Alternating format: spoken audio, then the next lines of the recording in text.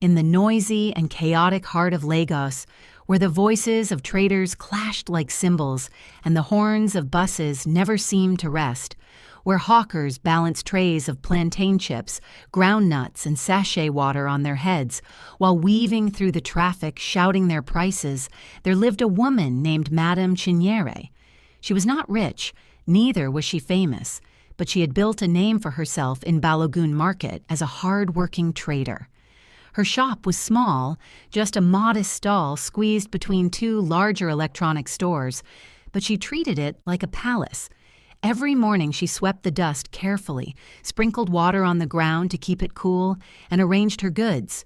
Radios, chargers, extension cables, rechargeable fans, torches, televisions, and sometimes secondhand laptops, until the shelves looked neat and orderly.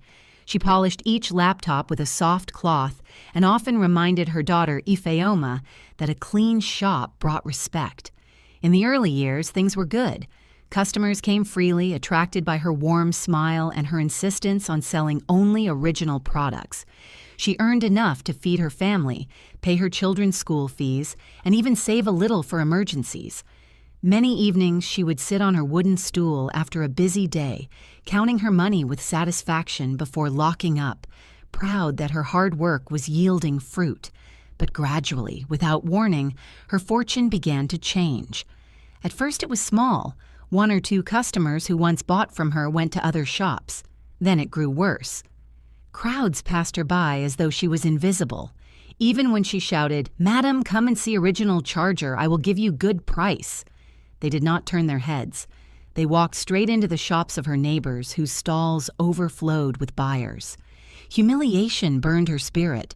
She tried everything, slashed her prices, bought a new banner, even borrowed money to restock her shelves, but nothing worked. Some days she sold nothing at all and would sit for hours staring at the walkway, sweat dripping down her back, wondering if she was cursed. One morning, as she bent to unlock her stall, she noticed something strange behind the wooden structure. On the ground sat a small calabash, covered with a red cloth and sprinkled with white powder. Her blood ran cold.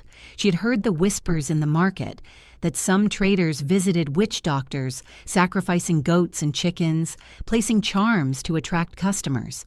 She had dismissed it as gossip, but now here was evidence lying in front of her stall. Fear clutched her chest and her hands shook as she stood staring. At home, she found no comfort. Her husband, Mr. Okafor, was a harsh and practical man who respected only money. To him, religion was foolishness.